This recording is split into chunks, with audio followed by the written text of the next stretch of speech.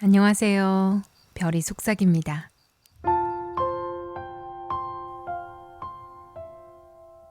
오늘 함께 하실 작품은 미국 작가 수전 글래스펠의 단편소설 그녀의 동료 배심원들입니다.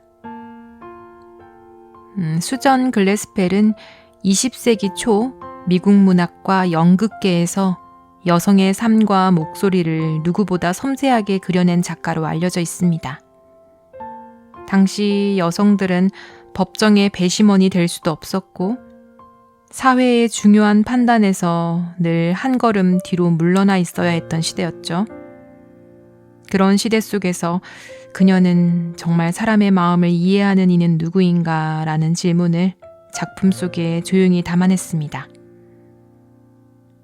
오늘 이야기는 어느 추운 3월 아침 한 농가에서 벌어진 살인사건으로 시작됩니다. 남편은 죽었고 아내는 용의자가 되어 읍내 감옥에 갇혀 있습니다. 사람들은 살해 동기를 찾기 위해 집안을 샅샅이 뒤지지만 정작 가장 중요한 흔적은 아무도 눈여겨보지 않습니다. 오늘 작품은 범죄에 대한 이야기처럼 보이지만 사실은 세상이 미처 읽어내지 못했던 한 여성의 마음을 또 다른 여성들이 알아보게 되는 이야기일 것 같습니다. 지금부터 수전 글래스펠의 그녀의 동료 배심원들 함께 들어보시겠습니다.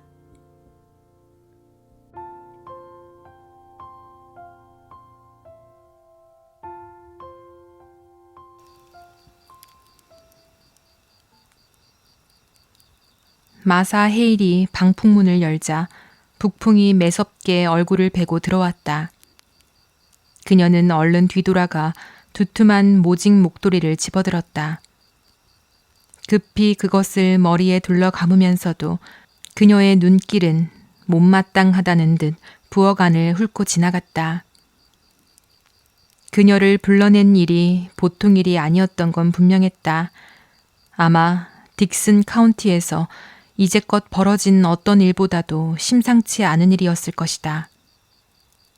그러나 그녀의 눈에 들어온 것은 지금 이대로 부엌을 비워두기엔 꼴이 말이 아니라는 사실이었다. 빵 반죽은 막 섞기 좋게 준비되어 있었고 밀가루는 절반만 체에 내려져 있었으며 나머지 절반은 아직 그대로였다. 그녀는 일이 반쯤 된 채 남겨져 있는 꼴을 몹시 싫어했다. 하지만 막 그 일을 하고 있을 때 읍내에서 온 마차가 멈춰서서 헤일 씨를 찾았고 곧 보안관이 뛰어들어와 자기 아내가 헤일 부인도 함께 가주었으면 한다고 전했다. 그러면서 그는 씩 웃으며 아내가 겁을 먹은 모양이라 다른 여자 하나가 곁에 있었으면 하는 것 같다고 덧붙였다.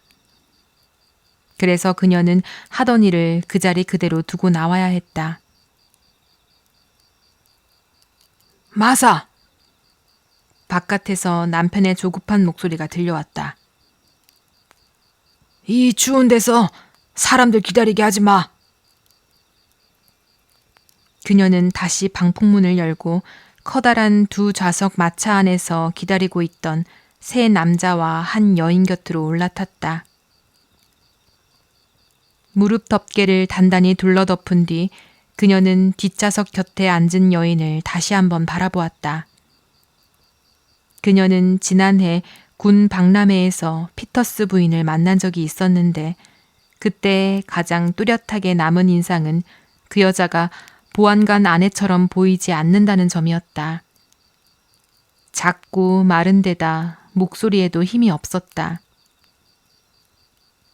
고먼이 물러나고 피터스가 들어오기 전까지 보안관 아내였던 고먼 부인은 말 한마디 한마디마다 법을 등 뒤에 세워두고 있는 듯한 목소리를 가진 여자였다.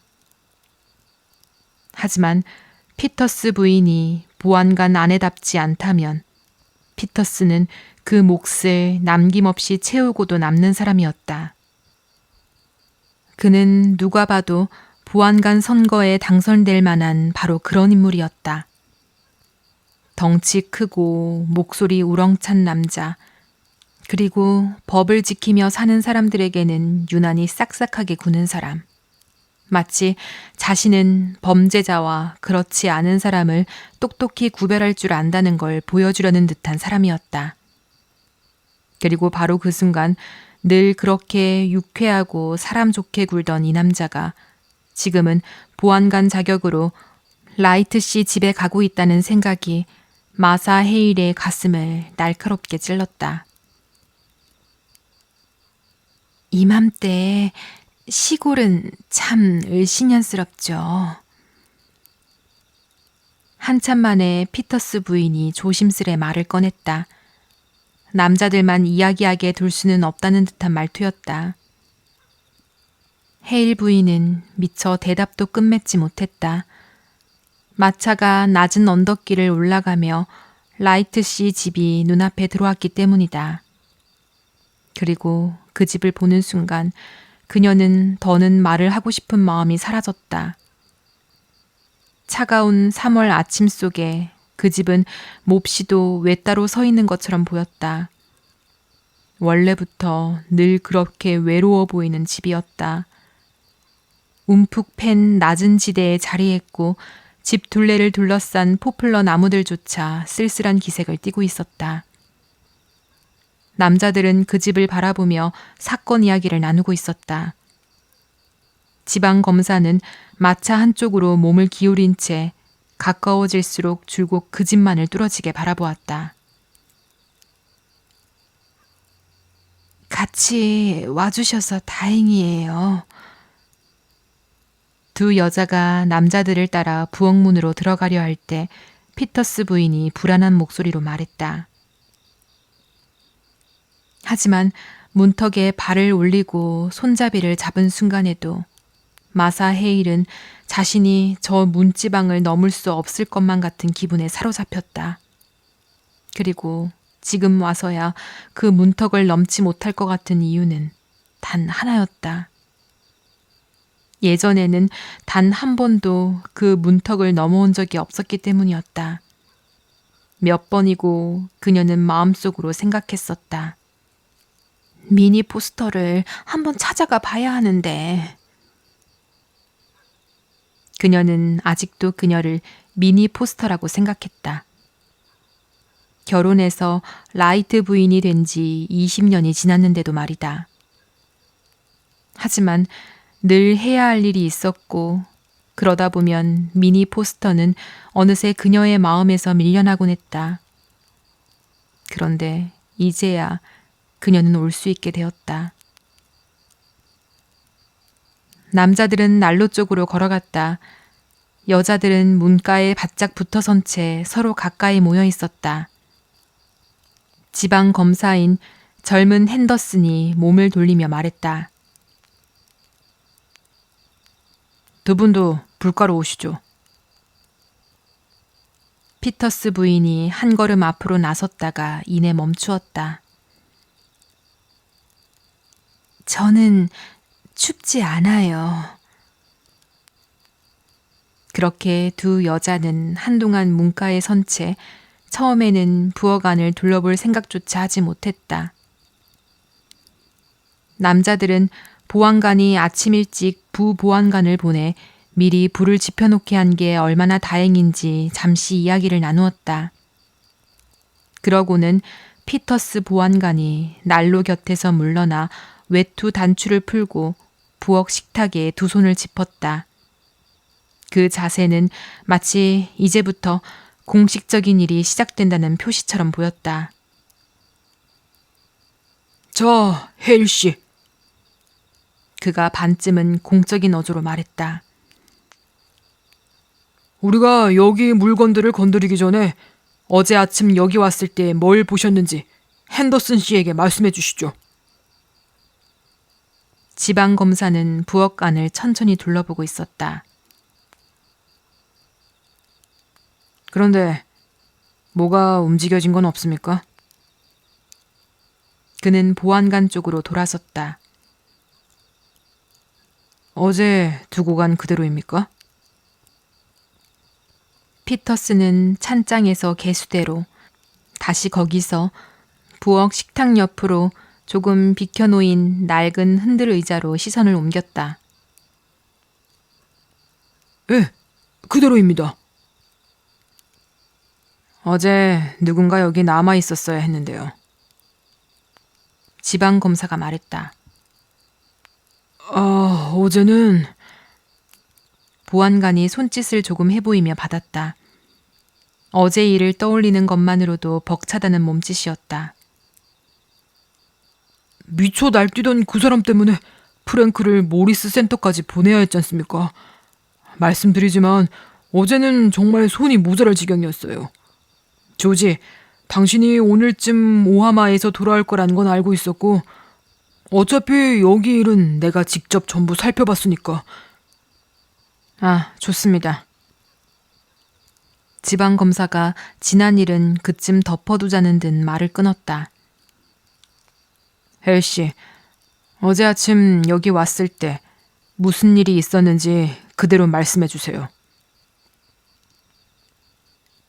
여전히 문가에 기대 서 있던 헤일 부인은 아이가 사람들 앞에서 외워온 걸 말하려 할 때 어머니가 느끼는 그 철렁한 기분을 느끼고 있었다.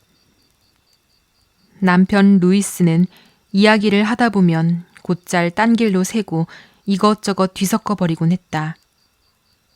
그녀는 남편이 이번만큼은 쓸데없는 말을 보태지 않고 곧고 단순하게 이야기해 주기를 바랐다. 괜한 말로 미니 포스터를 더 곤란하게 만들지 않기를 바랐다. 그런데 남편은 곧바로 입을 떼지 못했다. 그녀는 그가 어딘가 이상해 보인다는 걸 알아차렸다. 마치 이 부엌에 다시 서서 어제 아침 여기서 본 일을 입 밖으로 꺼내야 한다는 사실만으로도 속이 메스꺼운 사람처럼 보였다. 네? 헬씨? 지방검사가 다시 재촉했다. 해리하고 나는 감자를 한 술에 씻고 읍내로 가던 길이었습니다. 헤일 부인의 남편이 입을 열었다. 해리는 헤일 부인의 맏아들이었다. 지금은 그들과 함께 오지 않았다. 그럴 만한 이유가 있었다. 어제 그 감자들은 끝내 읍내까지 가지 못했고 오늘 아침 해리가 그것들을 싣고 나갔기 때문이었다. 그래서 보안관이 들러 헤일 씨더러 라이트 씨 집으로 와서 지방검사 앞에서 직접 이야기를 해달라고, 현장에서 하나하나 짚어가며 말해달라고 청했을 때에도 해리는 집에 없었다. 그리고 헤일 부인의 마음에는 다른 여러 감정들 사이로 또 하나의 걱정이 스며들었다. 해리가 옷을 충분히 따뜻하게 입고 나갔을까 하는 걱정이었다. 북풍이 저토록 살을 내든 매섭다는 걸 아침에는 아무도 미처 실감하지 못했던 것이다. 우린 이 길로 오고 있었습니다. 헤일은 말을 이으며 방금 그들이 지나온 길 쪽으로 손을 움직였다. 그러다 집이 보이기 시작했을 때 내가 해리한테 말했죠. 존 라이트더러 전화 하나 놓으라고 한번 이야기해 봐야겠다 고. 그는 핸더슨을 향해 설명을 덧붙였다. 보시다시피 누가 나하고 같이 가입해주지 않으면 전화선을 여기 외진길까지 안 빼줍니다. 그것도 내가 감당 못할 돈을 내지 않는 한은 말이죠.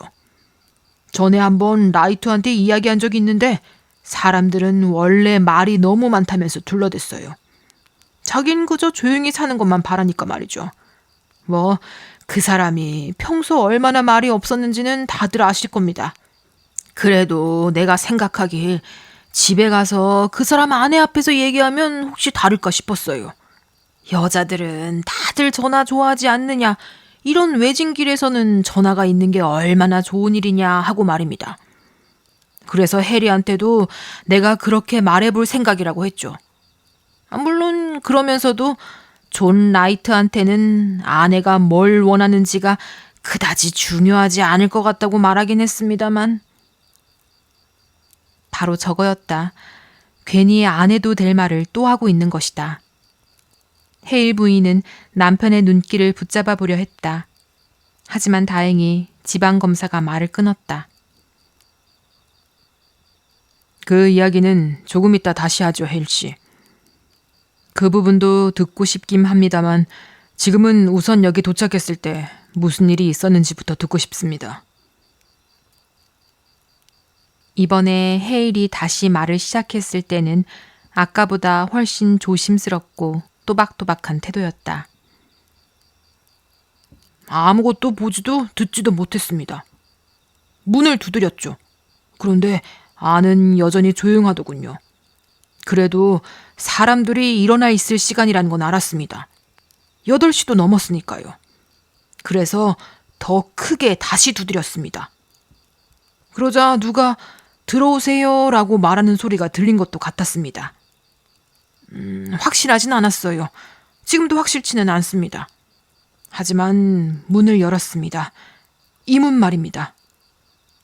그는 두 여자가 서 있는 쪽 문을 향해 손짓했다. 그리고 저 흔들 의자에 그가 의자를 가리켰다. 라이트 부인이 앉아 있었습니다. 부엌 안의 모든 사람이 그 흔들 의자를 바라보았다. 헤일 부인은 문득 저 흔들 의자가 20년 전의 미니 포스터와는 조금 더 어울리지 않는다는 생각이 들었다. 의자는 칙칙하게 바랜 붉은빛이었고 등받이에는 나무 가로대가 박혀 있었는데 가운데 하나는 빠져 있었다. 의자는 한쪽으로 푹 기울어진 채 내려앉아 있었다. 어떻게 보였습니까? 지방검사가 물었다. 글쎄요. 헤일이 말했다. 좀 이상해 보였습니다. 어떻게 말입니까? 이상했다는 게. 그는 그렇게 물으며 수첩과 연필을 꺼냈다. 헤일 부인은 그 연필이 마음에 들지 않았다. 그녀는 남편에게서 눈을 떼지 않았다. 혹여 남편이 쓸데없는 말을 해서 그것이 저 수첩 안으로 들어가 미니 포스터에게 불리하게 작용할까 봐서였다. 헤일 역시 그 연필을 의식한 듯 조심스럽게 말했다. 글쎄, 다음에 뭘 해야 할지 자기도 모르는 사람 같았습니다. 그리고 좀 아주 맥이 빠져 보였달까요?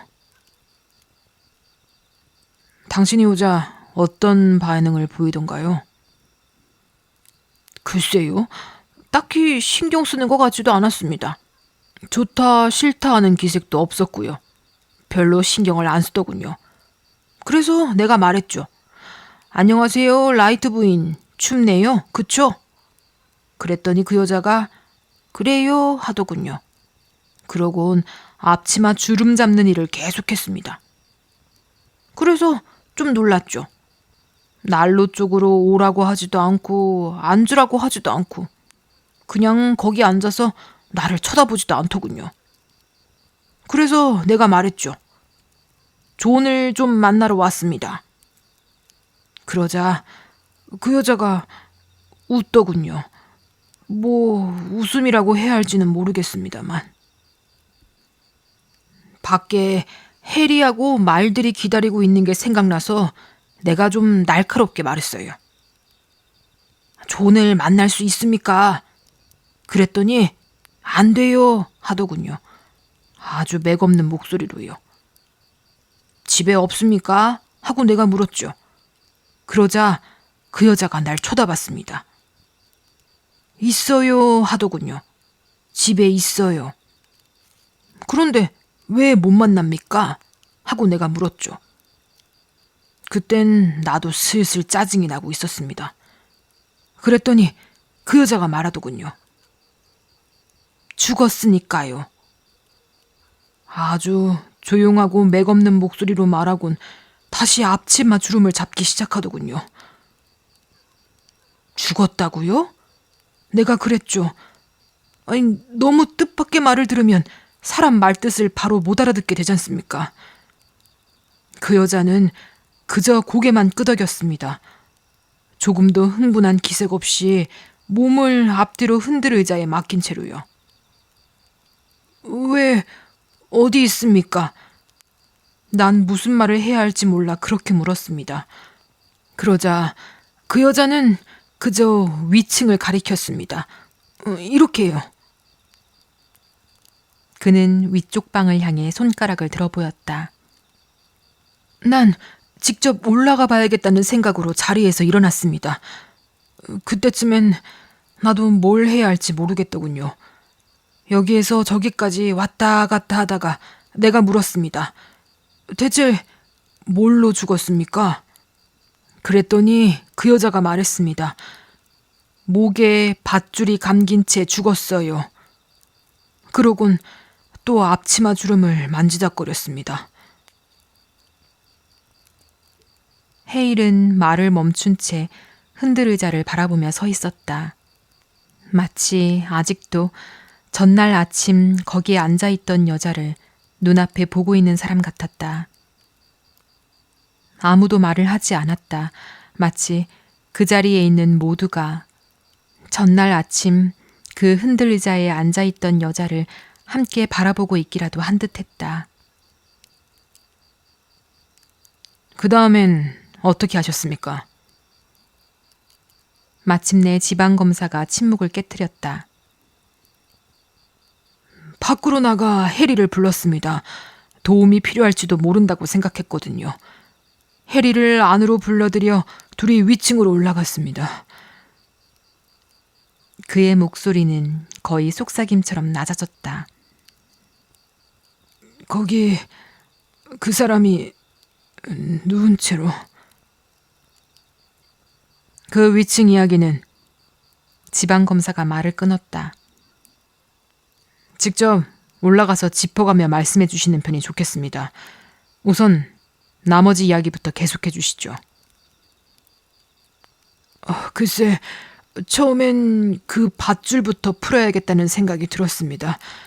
너무 그 모습이... 그는 얼굴이 경련하듯 일그러지며 말을 멈추었다. 하지만 해리가 그 사람한테 다가가더니 말했습니다. 아버지, 이 사람 정말 죽었어요. 아무것도 건드리지 않는 게 좋겠습니다.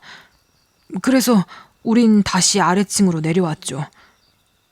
그 여자는 여전히 똑같은 자세로 앉아 있었습니다. 누구한테 연락은 했습니까? 내가 물었죠. 아니요. 그 여자는 아무렇지도 않게 대답했습니다. 누가 이런 짓을 한 겁니까, 라이트 부인? 해리가 물었습니다. 아주 사무적으로 묻더군요. 그러자 그 여자가 앞치마 주름을 만지던 손을 멈췄습니다. 모르겠어요. 그 여자가 말했어요. 모른다고요? 해리가 되물었죠. 같은 침대에서 주무신 거 아니었습니까? 맞아요. 그 여자가 말했어요. 하지만 저는 안쪽에 누워 있었어요. 누가 목에 밧줄을 걸어 졸라 죽였는데도 안 깨셨단 말입니까? 해리가 말했죠. 안 깼어요. 그 여자는 해리 말을 그대로 따라하듯 대답했습니다. 우리가 그 말을 믿지 못하겠다는 얼굴을 하고 있었던 모양입니다. 잠시 뒤 그 여자가 말했거든요. 전 잠귀가 어두워요. 해리가 더 캐물으려 했지만 내가 말렸습니다. 그건 우리 일이 아닐지도 모른다고요. 검시관이나 보안관 앞에서 먼저 자기 이야기를 하게 두는 게 맞을 것 같다고 했죠. 그래서 해리는 최대한 빨리 하이로드 쪽으로 달려갔습니다. 전화가 있는 리버스 집까지요. 당신이 검시관을 부르러 사람을 보냈다는 걸 알고 나선 그 여자는 어떻게 하던가요? 지방검사는 벌써 연필을 손에 쥔 채 받아 적을 준비를 하고 있었다. 그 여자는 저 흔들 의자에서 저쪽 작은 의자로 자리를 옮겼습니다. 헤일은 구석의 작은 의자를 가리켰다. 그리고는 두 손을 모은 채 아래만 내려다보고 앉아있더군요. 난 뭔가 말을 해야 할 것 같은 기분이 들어서 존이 전화 설치를 할 생각이 있는지 물어보러 왔다고 말했습니다. 그랬더니 그 여자가 웃기 시작하더군요. 그러다가 갑자기 웃음을 멈추고 나를 쳐다봤습니다. 겁먹은 얼굴로요. 연필이 움직이는 소리에 이야기를 하던 남자가 문득 고개를 들었다. 아니, 모르겠습니다. 겁먹은 게 아니었을 수도 있습니다. 그는 황급히 말을 덧붙였다. 그렇다고 단정하고 싶진 않습니다. 곧 해리가 돌아왔고 로이드 박사도 오고 피터스 씨 당신도 오셨죠. 그러니 아마 당신들이 아직 모르는 얘기는 이게 전부일 겁니다. 그는 마지막 말을 안도하듯 내뱉고는 몸을 조금 움직였다. 긴장이 풀리는 듯한 몸짓이었다. 다른 사람들도 저마다 조금씩 몸을 움직였다. 지방검사는 계단 쪽 문으로 걸어갔다. 우선 위층부터 보고 그 다음 헛간과 밭갓둘레를 살펴보죠. 그는 걸음을 멈추고 부엌안을 둘러보았다. 여기엔 중요한 게 전혀 없다고 보십니까? 그가 보안관에게 물었다. 동기를 짐작하게 할 만한 것 같은 건... 보안관 역시 다시 한번 부엌을 둘러보았다. 자기 자신을 다시 납득시키려는 사람처럼. 여긴 부엌 살림밖에 없네요. 그가 말했다. 그리고는 부엌 물건 따위의 하찮음을 웃어넘기듯 작게 웃었다. 지방검사는 찬장을 바라보고 있었다. 그것은 어딘가 뒤틀리고 투박한 모양의 물건이었다. 반은 벽장 같고 반은 찬장 같은 구조였는데 윗부분은 벽 안에 붙박이처럼 짜넣어져 있었고 아래쪽은 구식 부엌 찬장 그대로였다. 그 묘한 생김새에 이끌리기라도 한 듯 그는 의자를 끌어다 놓고 위쪽 문을 열어 안을 들여다보았다. 그러다 잠시 뒤 그는 손을 끈적한 채로 빼냈다.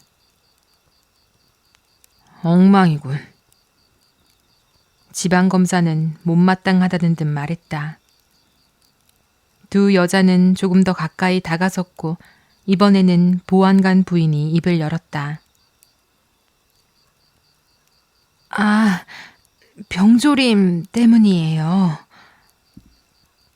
그녀는 공감을 구하듯 헤일 부인을 바라보았다가 다시 지방검사 쪽으로 돌아서 설명했다.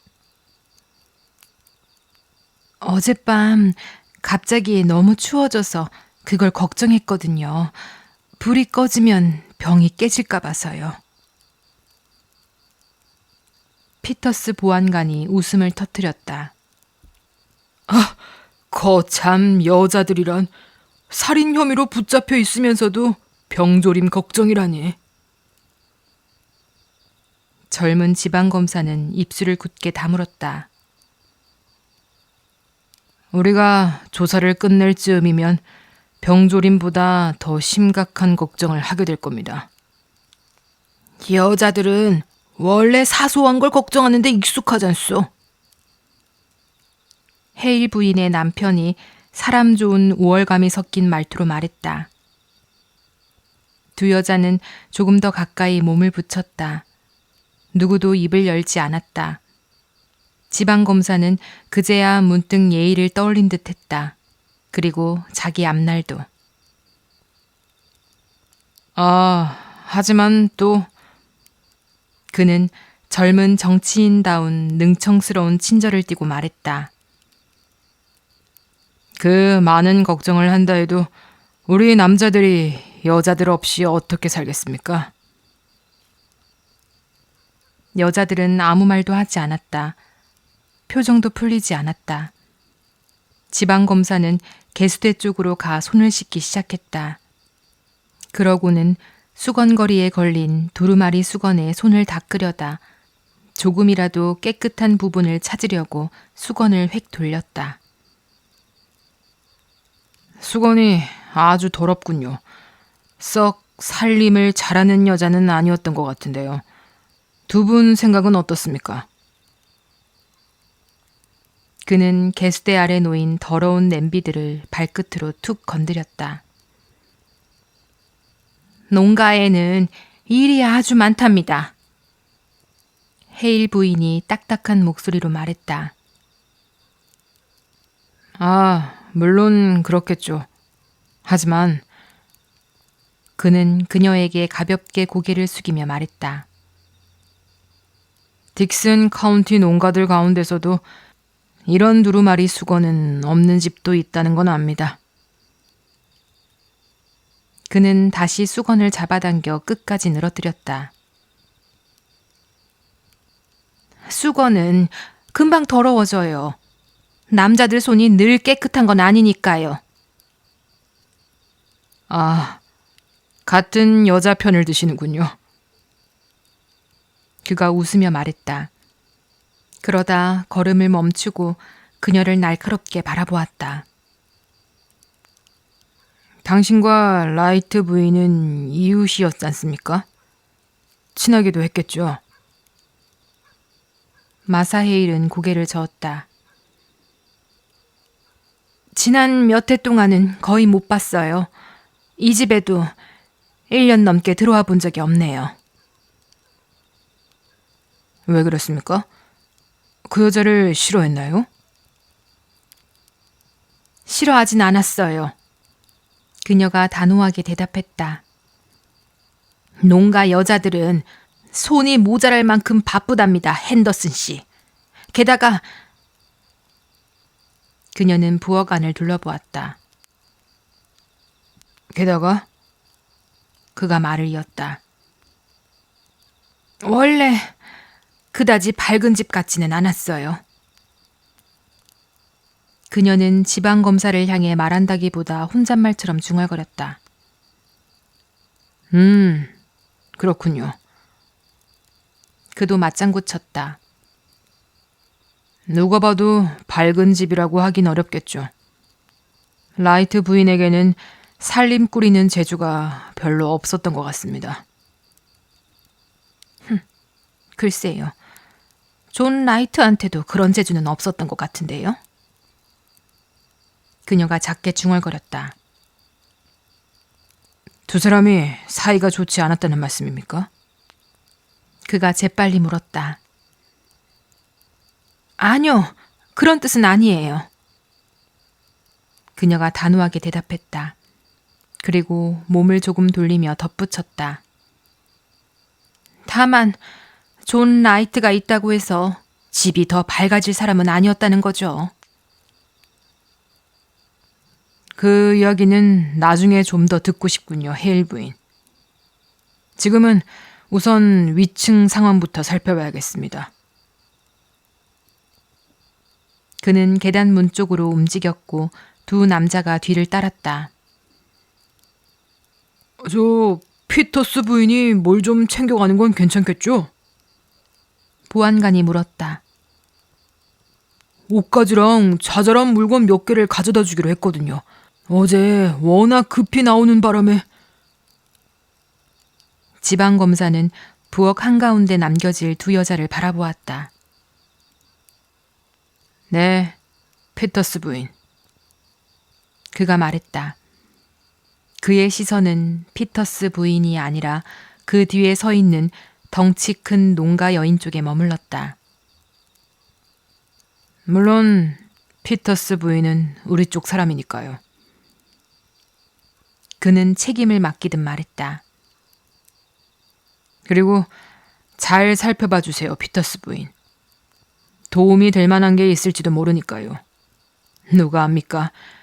여자분들이 동기를 설명해 줄 단서를 발견할지도요. 지금 우리에게 필요한 게 바로 그겁니다. 헤일 씨는 익살 하나 꺼내놓기 전 약장수처럼 얼굴을 문질렀다. 하지만 여자들이 단서를 봐도 그게 단서인 줄 알겠습니까? 그가 말했다. 그리고 자기 농담에 만족한 사람처럼 다른 이들을 따라 계단 문 안으로 사라졌다. 두 여자는 꼼짝하지 않은 채 말없이 서 있었다. 계단 위로 울리는 발소리, 그리고 그 위층 방 안으로 이어지는 발소리를 가만히 듣고 있었다. 그러다 마치 몸을 얽어매고 있던 어떤 낯선 기운에서 스스로 풀려나기라도 한 듯 헤일 부인이 몸을 움직였다. 그녀는 지방검사가 발로 툭 차 흐트러뜨려 놓은 개수대 아래의 더러운 냄비들을 다시 정리하기 시작했다. 남자들이 내 부엌에 들어오는 건 정말 질색이에요. 그녀가 못마땅한 목소리로 말했다. 이리저리 들쑤시고 다니면서 흠이나 잡고 말이에요. 물론 저분들도 자기 일을 하는 것뿐이겠죠. 보안관 부인이 소심하게 맞장구 쳤다. 일이야 그렇죠. 헤일 부인이 퉁명스럽게 말했다. 그래도 아침에 불질 피러 왔던 그 부보안관이 이런 건 좀 정리해둘 수도 있었잖아요. 그녀는 두루마리 수건을 획 잡아당겼다. 진작 이 생각을 했어야 했는데 그렇게 급하게 끌려나오게 된 사람을 두고 살림이 말끔하지 못하다고 흉보는 건 너무 야박하잖아요. 그녀는 부엌 안을 천천히 둘러보았다. 분명 말끔하게 정돈된 모습은 아니었다.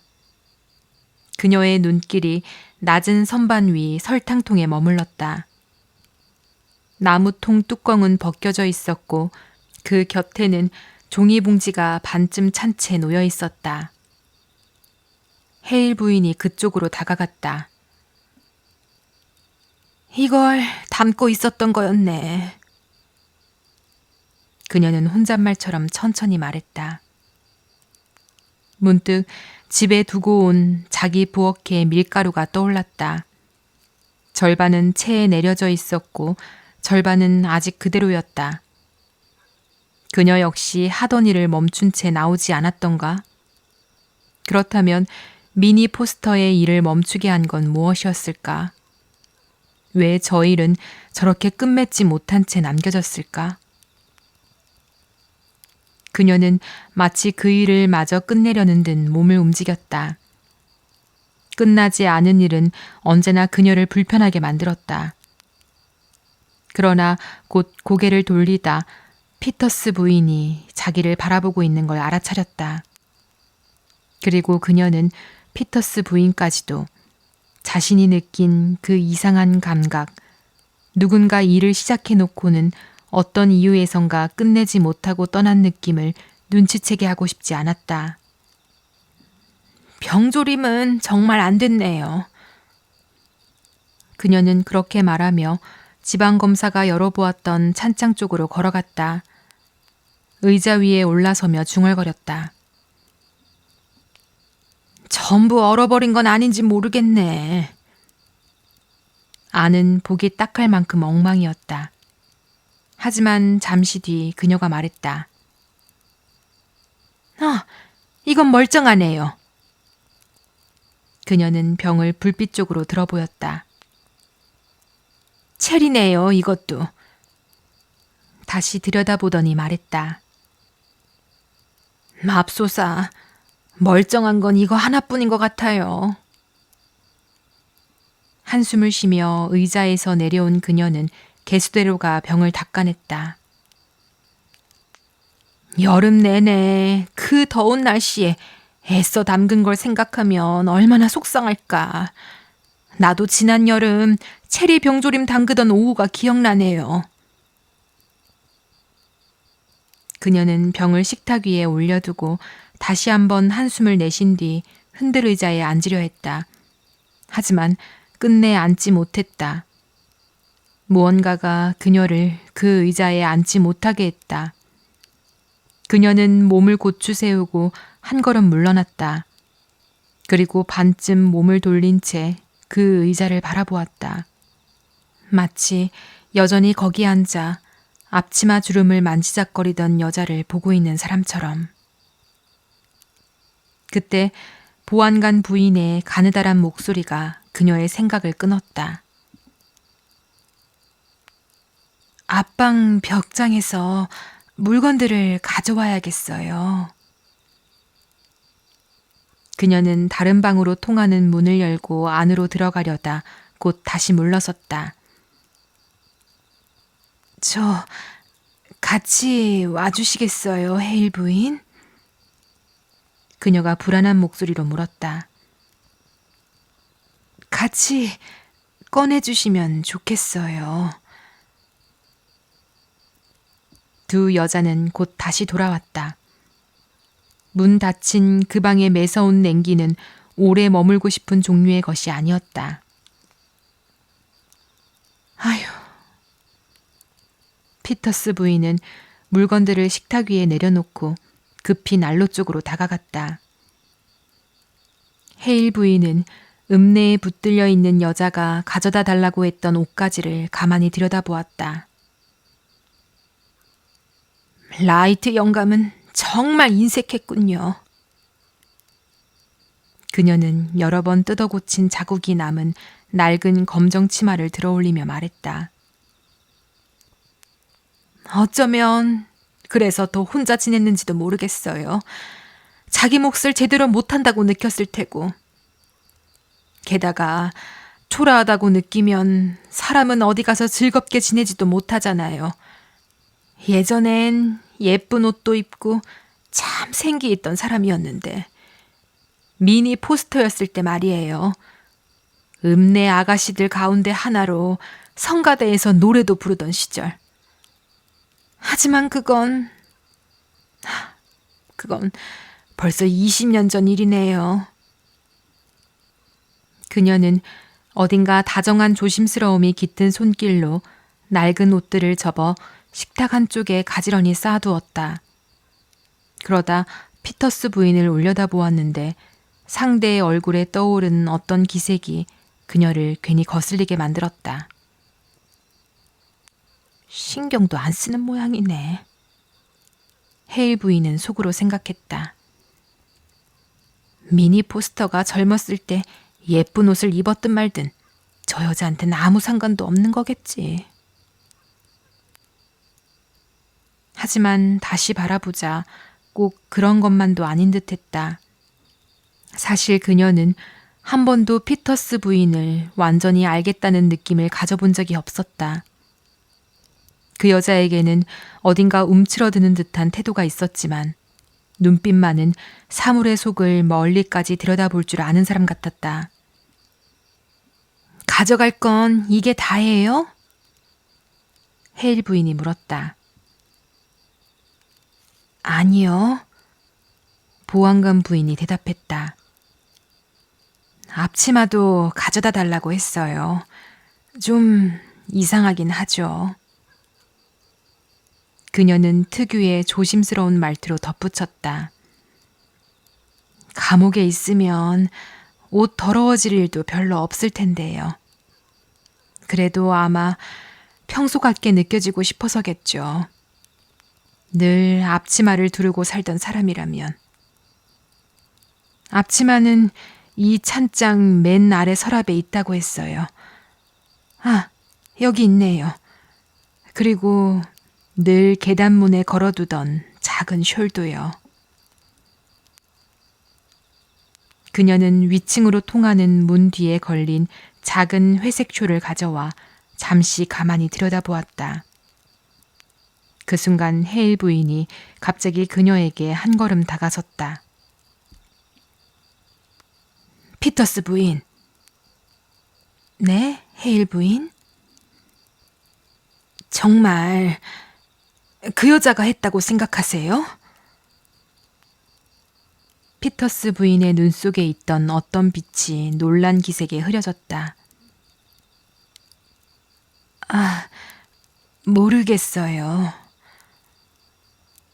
그녀는 그 이야깃거리 자체에서 물러서려는 듯한 목소리로 말했다. 전 아니라고 생각해요. 헤일 부인이 단호하게 말했다. 앞치마 챙겨달라고 하고 작은 숄 챙겨달라고 하고 병조린 걱정이나 하고 있고 남편 말로는 위층에서 발소리가 들리자 그녀는 말을 멈추고 올려다보았다. 그러고는 목소리를 낮춰 다시 말했다. 남편은 상황이 그 여자한테 아주 불리하다고 해요. 핸더슨 씨는 원래 법정에서 사람 비꼬는데 능하잖아요. 잠에서 깨지 못했다는 말도 분명 비웃을 거예요.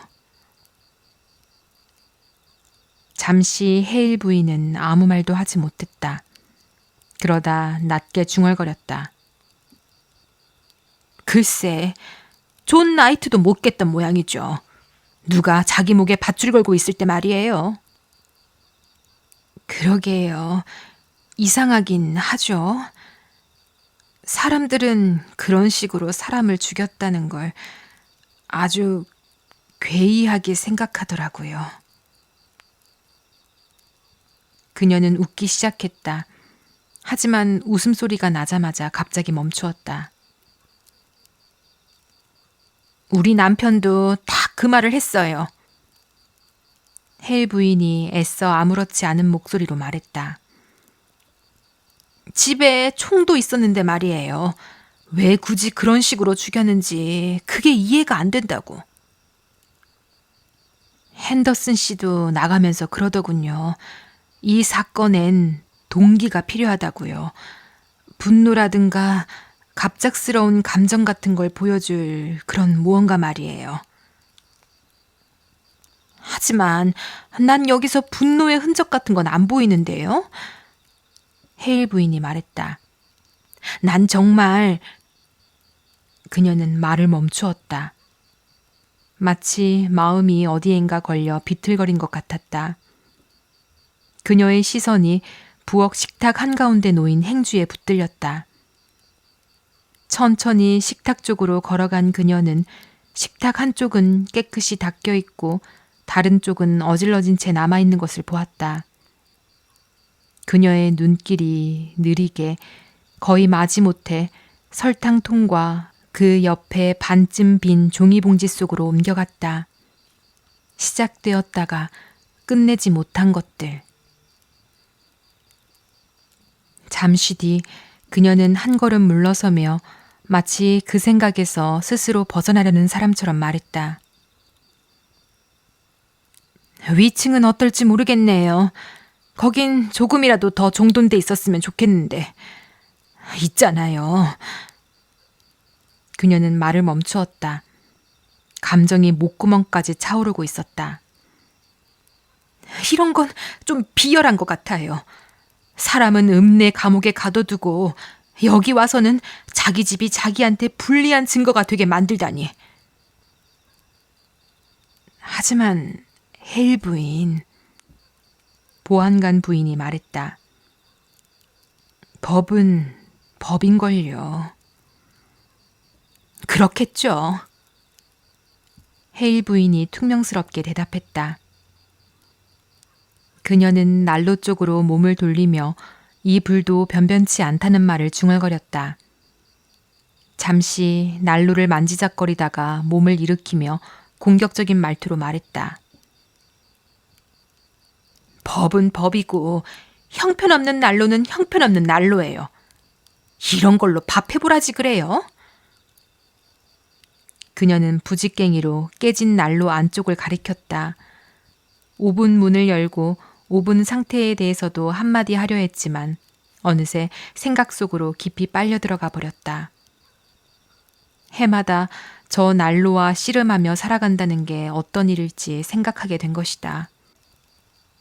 저 오븐으로 빵을 굽고 있었을 미니 포스터를 떠올렸고 그동안 한 번도 미니 포스터를 찾아가지 않았던 자신까지 떠올렸다. 그때 피터스 부인의 목소리가 들려와 그녀는 화들짝 놀랐다. 사람은 기운이 꺾이기도 하고 마음을 놓아버리게도 되죠. 보안관 부인은 난로에서 개수대로 다시 밖에서 길어온 물 양동이로 시선을 옮기고 있었다.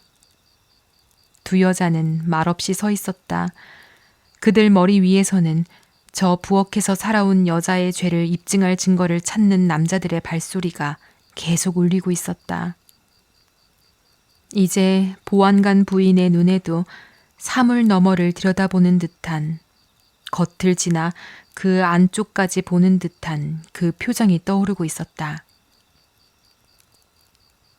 헤일 부인이 다시 입을 열었을 때 그녀의 목소리는 한결 부드러워져 있었다. 외투 좀 벗어놓으세요, 피터스 부인. 나갈 때 되면 지금 입고 있는 건 안 춥게 느껴질 거예요. 피터스 부인은 방 뒤편으로 가 목에 두르고 있던 모피 목도리를 걸었다. 잠시 뒤 그녀가 말했다. 어머, 이 사람 퀼트를 만들고 있었네요. 그녀는 퀼트 조각이 수북히 담긴 커다란 바느질 바구니를 들어올렸다. 헤일 부인은 조각 몇 장을 식탁 위에 펼쳐놓았다. 로그 캐빈 문이네요. 그녀는 몇 장을 맞춰보며 말했다. 예쁘죠? 두 여자는 퀼트에 정신이 팔려 계단 위 발소리조차 듣지 못했다. 계단 문이 열릴 때 막 헤일 부인이 말하고 있었다. 이걸 퀼팅하려고 했을까요? 아니면 매듭만 지으려 했을까요? 보안관이 두 손을 번쩍 들어 올렸다. 세상에, 저 여자들은 지금 퀼트를 퀼팅할지 매듭만 지을지 그걸 궁금해하고 있군. 여자들 이야기를 우스워하는 웃음소리가 한 번 지나가고 남자들은 난로 위로 손을 녹였다. 그러고는 지방검사가 경쾌한 목소리로 말했다. 좋습니다. 이제 헛간으로 나가서 저쪽도 살펴보죠. 세 남자가 바깥문을 닫고 나가자 헤일 부인이 못마땅한 기색으로 말했다. 뭐가 그렇게 우스운 건지 모르겠네요. 저 사람들이 증거 찾는 동안 우리도 자잘한 일이나 들여다보며 시간 보내는 건데 웃을 일은 아닌 것 같은데요. 저분들은 아무래도 훨씬 중요한 걸 생각하고 있으니까요.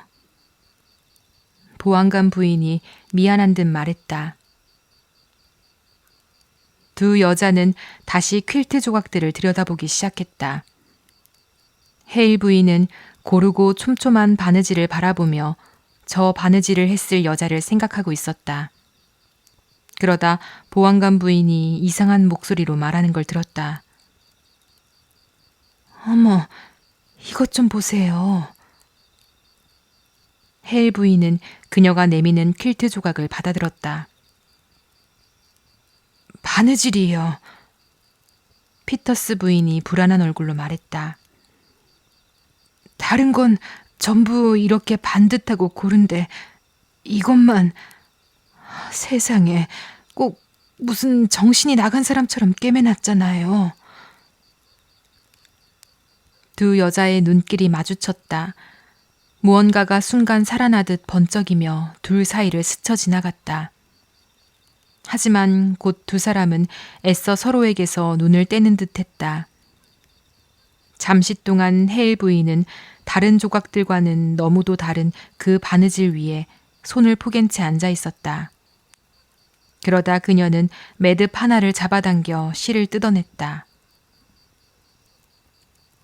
어머, 뭐 하시는 거예요, 헤일 부인? 보안관 부인이 놀라 물었다. 그냥 바느질이 좀 엉성한 데가 있어서 몇 담 뜯는 거예요. 헤일 부인이 아무렇지도 않게 말했다. 우리가 물건에 손대면 안 되는 거 아닌가요? 피터스 부인이 조금 난처한 듯 말했다. 이 끝부분만 좀 마저 정리하려고요. 헤일 부인은 여전히 담담하고 사무적인 말투로 대답했다. 그녀는 바늘에 실을 꿰어 흐트러진 바느질 자리를 다시 반듯하게 꿰매기 시작했다. 잠시 동안 그녀는 말없이 바느질을 했다. 그러다 가늘고 조심스러운 목소리가 들려왔다. 저 헤일 부인. 왜요, 피터스 부인? 그 여자가 왜 그렇게 불안해했던 걸까요? 글쎄요. 헤일 부인이 대수롭지 않다는 듯 말했다. 정말 불안했던 건진 모르죠. 나도 피곤하기만 하면 바느질이 엉망이 될 때가 있거든요. 그녀는 실을 하나 잘라내고는 곁눈질로 피터스 부인을 흘끗 바라보았다. 보안관 부인의 작고 야윈 얼굴은 어딘가 더 굳어진 듯 보였다. 그녀의 눈에는 무언가를 깊이 들여다보는 사람 같은 기색이 어려 있었다. 하지만 바로 다음 순간 그녀는 몸을 움직이며 특유의 가늘고 망설이는 말투로 말했다. 이제 옷들을 좀 싸두어야겠어요. 생각보다 빨리 끝날지도 모르니까요. 종이랑 끈은 어디 있을까요? 저 찬장에 있지 않을까요? 헤일 부인이 둘러보다 말했다. 아직 뜯지 않은 엉성한 바느질 한 조각이 남아 있었다. 피터스 부인이 등을 돌리고 있는 동안 마사 헤일은 그 조각을 가만히 들여다보았다.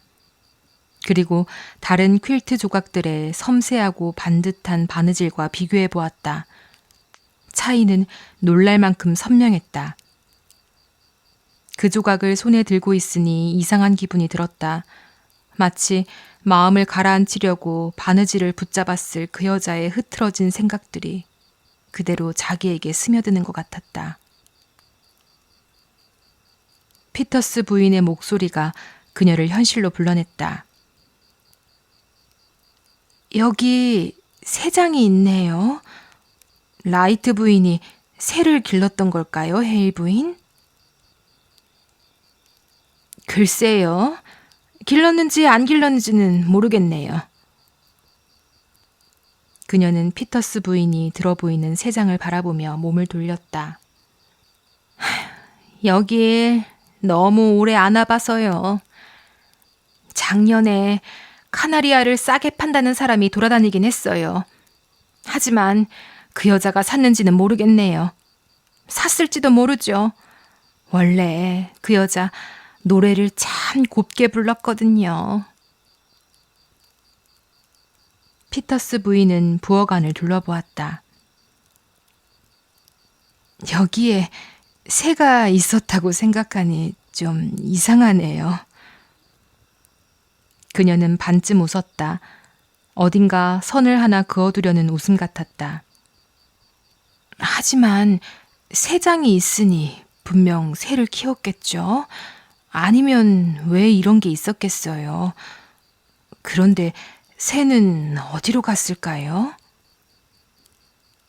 아마 고양이한테 잡아먹혔겠죠. 헤일 부인이 다시 바느질을 하며 말했다. 아니요, 그 여자 고양이 안 길렀어요. 어떤 사람들처럼 고양이를 무서워하는 기질이 있었거든요. 어제 그 여자를 우리 집으로 데려왔을 때 우리 고양이가 방 안으로 들어갔는데 그 여자가 몹시 불안해하며 내보내달라고 했어요. 우리 언니 베시도 그랬죠. 헤일 부인이 웃으며 말했다. 하지만 보안관 부인은 대답하지 않았다. 그 침묵에 헤일 부인은 몸을 돌려 바라보았다. 피터스 부인은 새 장을 들여다보고 있었다. 이 문 좀 보세요. 망가졌네요. 경첩 하나가 뜯겨 나갔어요. 헬 부인이 가까이 다가왔다. 누가 꽤 거칠게 다룬 것 같네요. 두 여자의 눈길이 다시 마주쳤다. 놀람과 의문, 그리고 불안이 어린 눈빛이었다. 잠시 동안 누구도 말하지 않았고 움직이지도 않았다. 그러다 헤일 부인이 시선을 돌리며 퉁명스럽게 말했다. 증거를 찾을 거면 얼른 찾았으면 좋겠네요. 난 이 집이 싫어요. 그래도 헤일 부인이 같이 와주셔서 정말 다행이에요. 피터스 부인은 세 장을 식탁 위에 올려놓고 자리에 앉았다. 여기 혼자 앉아 있었으면 너무 적적했을 거예요. 그랬겠죠. 안 그랬겠어요? 헤일 부인이 어딘가 일부러 아무렇지 않은 척하는 목소리로 맞장구 쳤다. 그녀는 다시 바느질감을 집어들었지만 곧 무릎 위로 떨어뜨리고는 전과 다른 목소리로 중얼거렸다. 하지만 말이에요, 피터스 부인. 내가 정말 후회되는 게 있어요. 그 여자가 여기 있을 때 가끔이라도 와봤어야 했다는 거예요. 정말 그랬어야 했는데. 하지만 헤일 부인도 늘 너무 바빴잖아요. 집안일도 있고 아이들도 있고. 올 수는 있었어요. 여기가 우중충해서 안 왔던 거예요. 그래서 더 왔어야 했는데 그녀는 주위를 둘러보았다. 난 이 집이 한 번도 좋았던 적이 없어요. 낮은 골짜기에 있어서 길도 안 보이고 그래서 그런가. 뭐 때문인지 모르겠지만 참 외로운 집이에요. 늘 그랬고요. 미니 포스터를 가끔이라도 보러 왔어야 했는데 이제야 알겠어요. 하지만 그녀는 그 뒤 말을 입 밖으로 꺼내지 못했다. 너무 자책하지는 마세요. 피터 부인이 조용히 말했다. 사람들은 대개 무슨 일이 생기기 전까지는 다른 사람들이 어떻게 살고 있는지 제대로 보지 못하잖아요. 아이가 없으면 일이야 덜하겠죠. 잠시 침묵 뒤 헤일 부인이 생각에 잠긴 듯 말했다. 하지만 집은 조용할 테고 라이트 씨는 하루 종일 밖에서 일하고 집에 들어와도 말벗 하나 없고. 피터스 부인, 존 라이트라는 사람을 좀 아셨어요? 잘 아는 사람은 아니었어요. 읍내에서 몇 번 본 정도예요. 다들 좋은 사람이라고 하더군요. 네, 좋은 사람.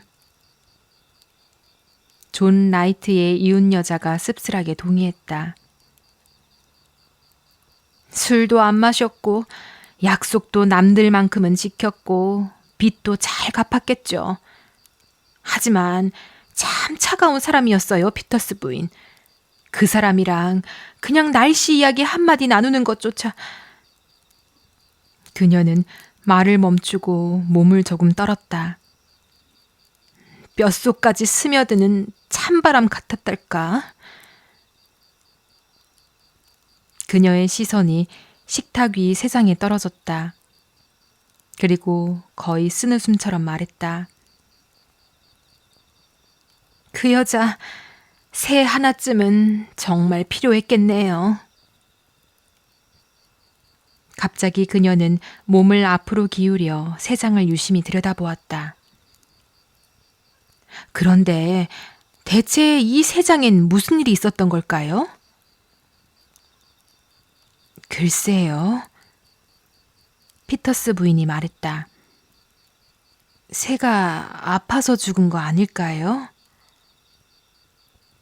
하지만 그렇게 말한 뒤에도 그녀는 손을 뻗어 망가진 새 장문을 천천히 흔들어 보았다.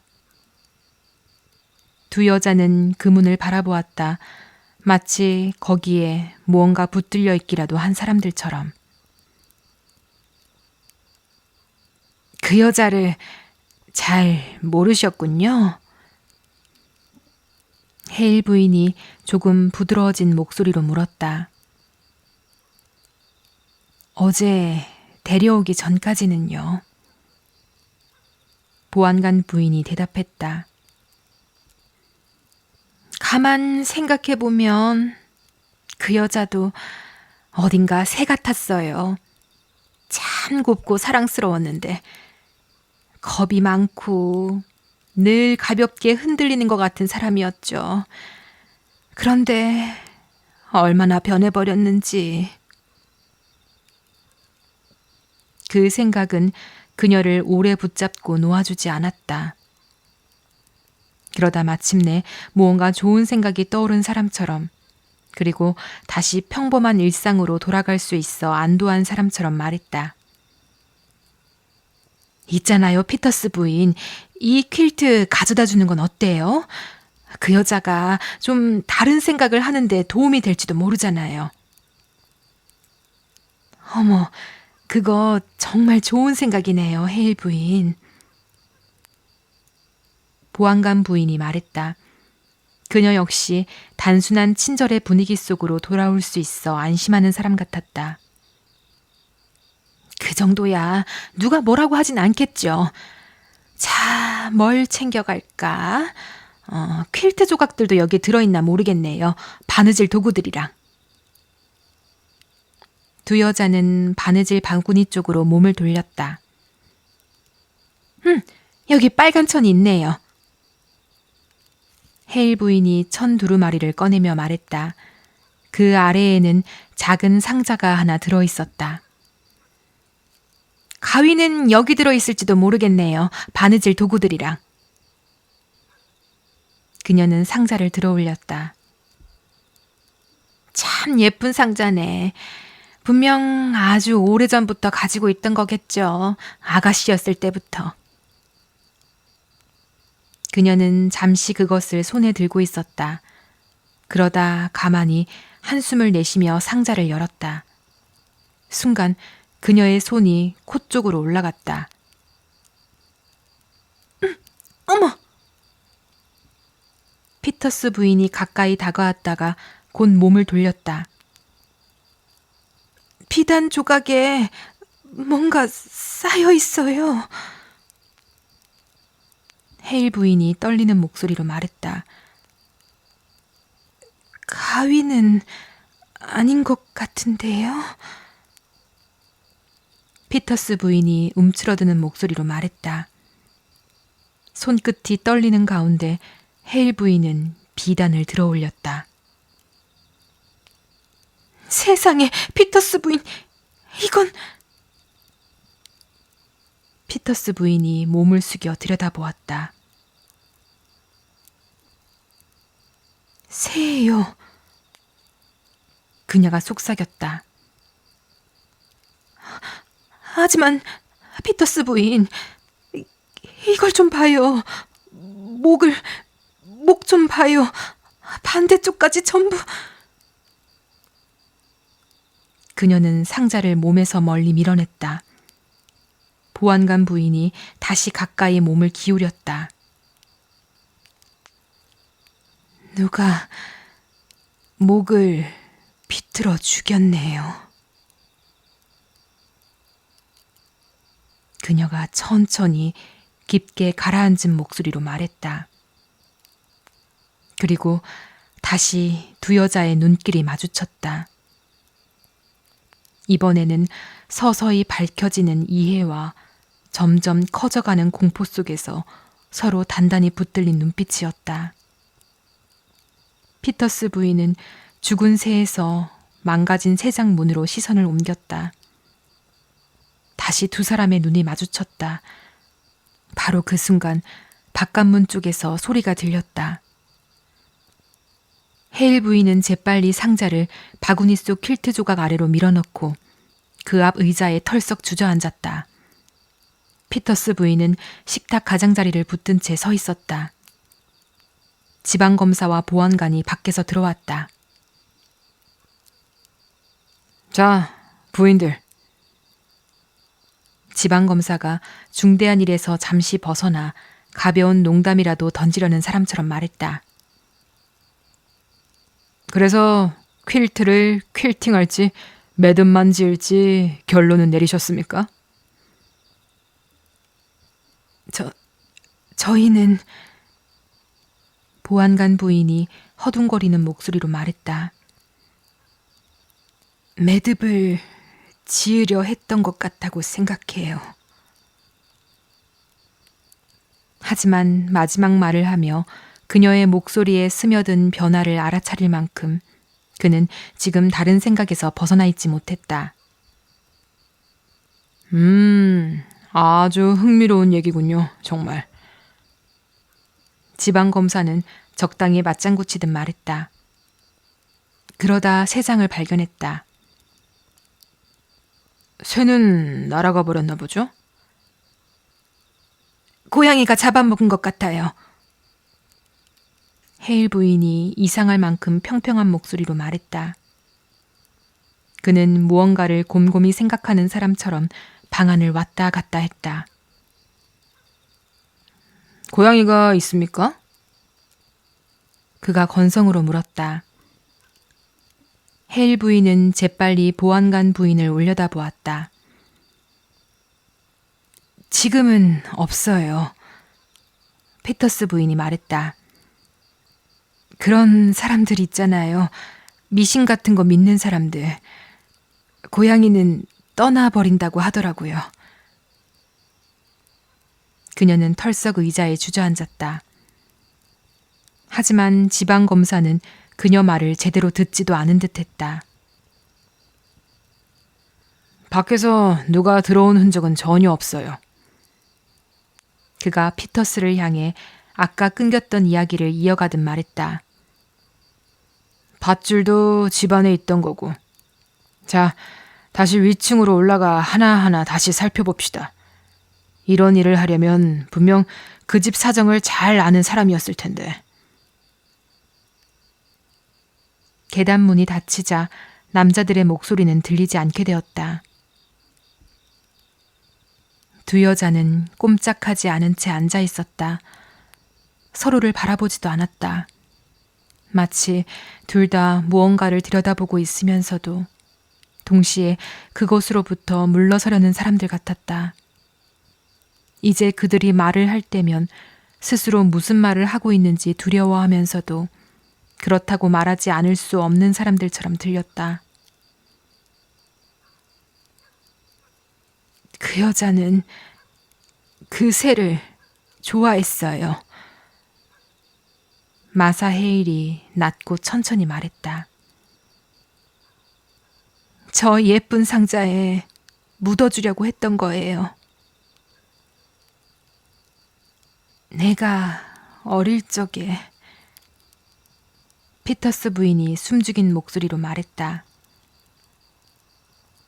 내 새끼 고양이를 어떤 남자애가 손도끼로 내 눈앞에서 내가 달려가기 전에 그녀는 잠시 얼굴을 감쌌다. 사람들이 날 붙잡지만 않았어도 난...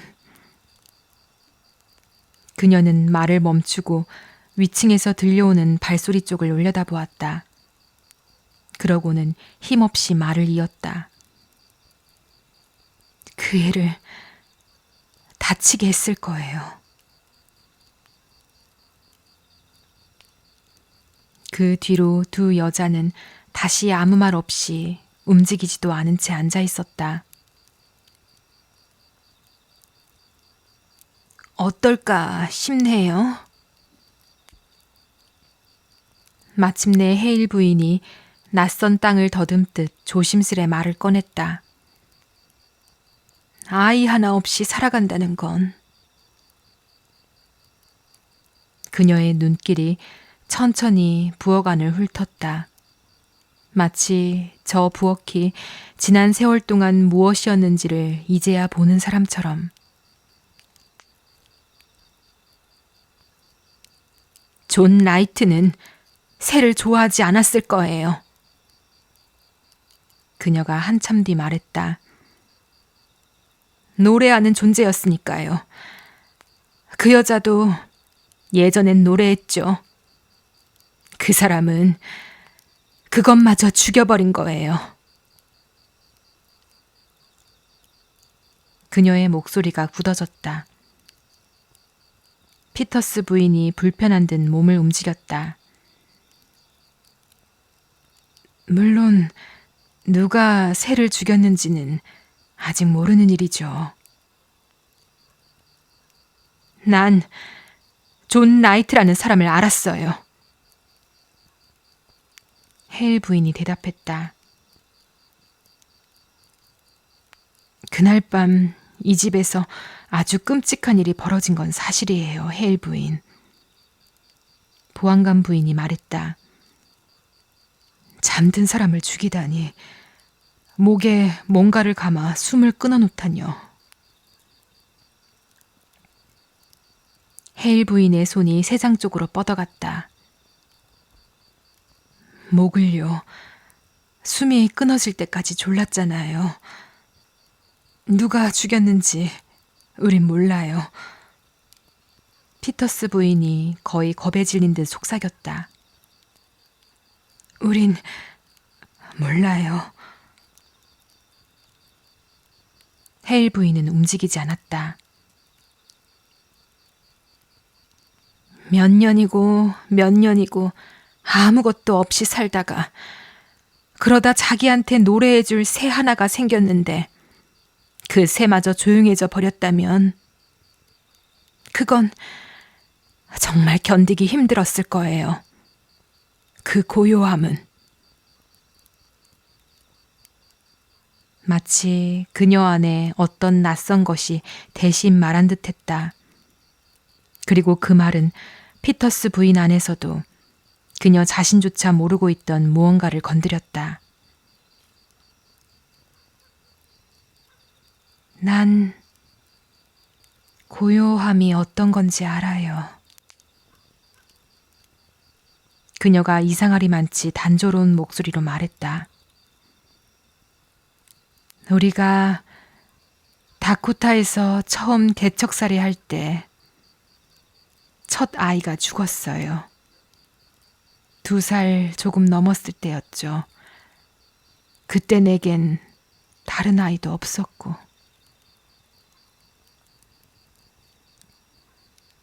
헤일 부인이 몸을 움직였다. 저 사람들이 증거 찾는 건 언제쯤 끝날까요? 난 고요함이 어떤 건지 안다니까요. 피터스 부인이 똑같은 목소리로 되풀이했다. 그러고는 그녀 역시 스스로 물러서듯 말했다. 하지만 법은 죄를 벌해야 해요, 헤일 부인. 당신이 미니 포스터를 봤더라면 좋았을 텐데요. 하얀 드레스에 파란 리본을 달고 성가대 앞에 서서 노래하던 그 애를.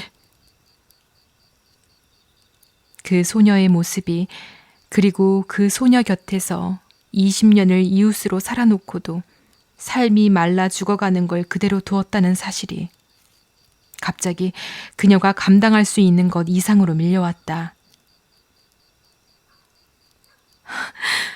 가끔이라도 와볼 걸 그랬어요. 그게 죄였어요. 그게 죄였다고요. 그럼 그 죄는 누가 벌하죠? 너무 흥분하시면 안 돼요. 피터스 부인이 계단 쪽을 겁먹은 눈으로 흘끗 보며 말했다. 내가 진작 그 여자가 도움이 필요하다는 걸 알았어야 했는데. 참 이상하지 않아요, 피터스 부인? 우린 서로 가까이 붙어 살면서도 너무 멀리 떨어져 살아가요. 다들 똑같은 일을 겪는데 결국은 다 비슷한 종류의 삶인데 그게 아니라면 어떻게 당신과 내가 서로를 이해하겠어요? 왜 우리가 지금 이 순간 알게 된 걸 알 수 있었겠어요? 그녀는 눈가를 손으로 거칠게 훔쳤다. 그러다 식탁이 병조림 병이 눈에 들어오자 그것을 집어들고 목이 메인 채 말했다. 내가 당신이라면 그 여자한테 병조림 망가졌다는 말 안 할 거예요. 괜찮다고 해줘요. 전부 멀쩡하다고. 여기 이거 가져가서 보여줘요. 그 여자는 평생 그게 깨졌는지 안 깨졌는지도 모를 수 있잖아요. 그녀는 고개를 돌렸다. 피터스 부인은 병조림 병 쪽으로 손을 뻗었다. 익숙한 물건을 만지고 뭔가 해야 할 일을 붙드는 게 자기 자신을 다른 생각으로부터 붙들어줄 수 있기라도 한 사람처럼. 그녀는 일어나 병을 감쌀 것을 찾다가 앞방에서 가져온 옷가지 더미 속에서 속치마 하나를 꺼냈다. 그리고 불안한 손놀림으로 그것을 병둘레에 감기 시작했다. 어머! 피터스 부인이 일부러 높고 들뜬 목소리로 말했다. 남자들이 우리 얘기 못 들어서 정말 다행이네요. 고작 죽은 카나리아 같은 걸 두고 이렇게 마음이 뒤집히다니 말이에요. 마치 그런 게 무슨 상관이라도 있는 것처럼 그 일하고 말이에요. 세상에 저 사람들이 들었으면 얼마나 웃었겠어요?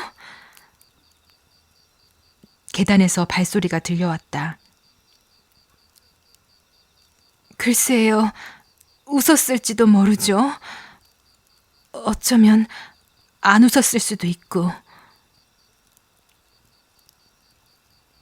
아니요, 피터스. 지방검사가 뚜렷하게 말했다. 이 사건은 거의 다 명확해요. 왜 그랬는지만 빼고는. 하지만 여자 사건만 나오면 배심원들이 어떻습니까? 뭔가 분명한 게 있어야 해요. 보여줄 만한 것 말입니다. 이야기로 엮을 수 있는 어떤 것, 이 서툰 범행 방식과 이어질 만한 무언가가 필요하다고요. 헤일 부인은 남몰래 피터스 부인을 바라보았다. 피터스 부인 역시 그녀를 보고 있었다. 두 여자는 재빨리 서로에게서 시선을 떼었다. 그때 바깥문이 열리고 헤일 씨가 들어왔다. 이제 말들 준비 다 해놨소. 밖이 꽤 춥구먼. 난 여기 좀 더 남아 혼자 살펴보겠습니다. 지방검사가 갑자기 말했다. 프랭크를 나중에 보내줄 수 있겠죠? 그가 보안관에게 물었다. 전부 다시 훑어보고 싶습니다. 아직 더 찾아낼 수 있는 게 없다고는 생각 안 해요. 다시 한번 아주 짧은 순간 동안 두 여자의 눈길이 서로를 찾았다. 보안관이 식탁 앞으로 다가왔다. 피터스 부인이 가져갈 물건들 좀 보시겠습니까? 지방검사는 앞치마를 집어들었다. 그리고 웃었다. 부인들이 골라놓은 물건들이 위험해 보이진 않는군요. 헤일 부인의 손은 죽은 새가 숨겨진 상자가 들어있는 바느질 바구니 위에 얹혀 있었다. 그녀는 손을 치워야 한다고 생각했다. 하지만 도무지 그럴 수가 없었다. 지방검사는 상자를 가리기 위해 그녀가 덮어둔 퀼트 조각 하나를 집어들었다. 그녀는 눈이 타오르는 것만 같았다. 만약 그가 바구니까지 들어올린다면 자신이 그걸 획 낚아채버릴 것 같은 기분이 들었다. 하지만 그는 바구니를 들지 않았다. 다시 한번 작게 웃으며 몸을 돌렸다. 아니요. 피터스 부인을 감시할 필요는 없겠죠. 따지고 보면 보안관 아내는 법과 결혼한 셈이니까요. 그렇게 생각해 본 적 있습니까, 피터스 부인? 피터스 부인은 식탁 곁에 서 있었다. 헤일 부인이 얼른 그녀를 올려다보았지만 얼굴은 보이지 않았다. 피터스 부인은 고개를 돌리고 있었다. 그녀가 입을 열었을 때 목소리는 눌린 듯 흐릿했다. 꼭 그런 뜻은 아니에요. 피터스 부인이 말했다. 법과 결혼에 따라. 피터스 보안관이 웃음을 터뜨렸다. 그는 앞방으로 통하는 문 쪽으로 걸어가며 지방검사에게 말했다.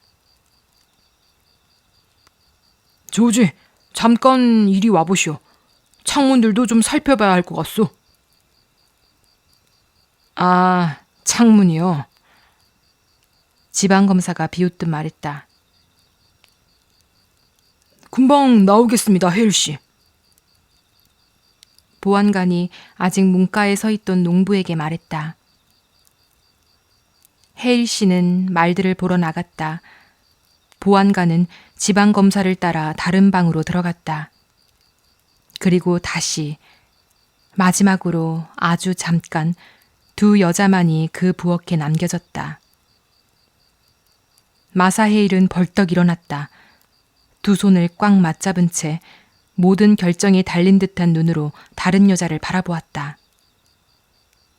처음에는 피터스 부인의 눈을 볼 수 없었다. 보안관 부인은 법과 결혼했다는 말을 들은 뒤로 계속 고개를 돌린 채 있었기 때문이다. 하지만 이제 헤일 부인이 그녀를 돌아보게 만들었다. 그녀의 눈빛이 그렇게 만들었다. 천천히 마지못해 피터스 부인은 고개를 돌렸다. 그리고 마침내 두 여자의 눈이 마주쳤다. 잠시 동안 그들은 서로를 똑바로 응시했다. 피하지도 물러서지도 않는 뜨겁고 단단한 시선이었다. 그러고는 마사 헤일의 눈길이 바느질 바구니 쪽으로 천천히 움직였다. 그 안에는 다른 여자를 유죄로 만들 결정적인 물건이 숨겨져 있었다. 지금은 이 자리에 없지만 지난 1시간 내내 이들과 함께 있었던 바로 그 여자. 잠시 피터스 부인은 움직이지 못했다. 그리고 마침내 그녀가 움직였다. 그녀는 갑자기 몸을 앞으로 던지듯 달려들어 퀼트 조각들을 걷어냈다. 상자를 꺼내 손가방 안에 넣으려 했다. 하지만 상자는 너무 컸다. 그녀는 다급하게 상자를 열고 새를 꺼내려 했다. 그러나 거기서 무너졌다. 차마 새를 만질 수가 없었다. 그녀는 속수무책으로 어쩔 줄 몰라 하며 서 있었다. 안쪽 문에서 손잡이 돌아가는 소리가 들렸다. 마사 헤일은 재빨리 보안관 부인 손에서 상자를 낚아채 자기 두툼한 외투 주머니 속에 밀어넣었다. 바로 그 순간 보안관과 지방검사가 부엌으로 다시 들어왔다. 자, 헨리. 지방검사가 농담조로 말했다. 적어도 이제 알게 됐군요. 라이트 부인은 퀼트를 퀼팅하려던 건 아니었다는 걸. 뭐라고 하셨죠, 부인들? 그걸? 마사 헤일의 손이 외투 주머니 위에 얹혀 있었다. 우린 그걸 매듭 짓는다고 하죠, 핸더슨 씨.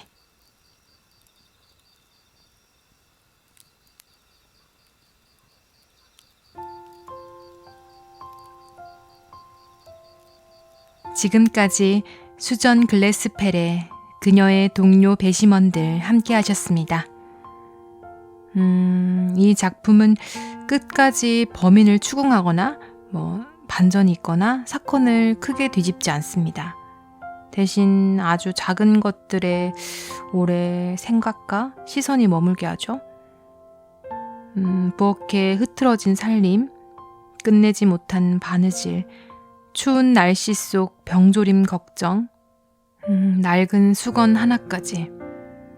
남자들은 그런 것들을 그저 하찮은 여자들 일이라 여기며 지나쳐갑니다. 하지만 마사 헤일과 피터스 부인은 그 작은 흔적들 속에서 미니 라이트의 삶을 읽어냅니다. 그 당시 농가의 여성들은 새벽부터 밤까지 끝없는 집안일 속에서 살아야 했죠. 일은 많았고 마음을 털어놓을 곳은 드물었습니다. 누군가는 그 삶을 성실하다고 말했겠지만 정작 그 외로움과 답답함은 쉽게 들여다보지 못했습니다. 그래서였을까요? 남자들이 끝내 발견하지 못했던 살인의 동기를 여자들은 결국 알아보게 됩니다. 같은 시대를 살아온 여성들이었기에 말로 다 하지 않아도 서로의 삶을 이해할 수 있었던 것인데요. 그리고 작품의 마지막, 우린 그걸 매듭 짓는다고 하죠, 핸더슨 씨. 겉으로 보면 그 말은 퀼트를 꿰매며 마지막 매듭을 짓는다는 뜻처럼 들리죠. 하지만 동시에 그것은 존 라이트의 목에 걸려있던 밧줄의 매듭을 떠올리기도 합니다. 끝내 여성들만이 알아듣는 방식으로 진실이 조용히 그 말 속에 숨어 있는 것인데요. 사람들은 늘 크고 분명한 것에서 답을 찾으려 하지만 정작 한 사람의 삶은 그렇게 사소해 보이는 일상 속에 숨어 있는 경우가 많습니다. 오늘 밤도 여러분도 누군가의 작은 흔적들을 조금 더 가만히 바라보셔도 좋겠습니다. 말로는 다 설명하지 못했던 삶의 무게가 어쩌면 그 안에 담겨 있을지도 모르니까요.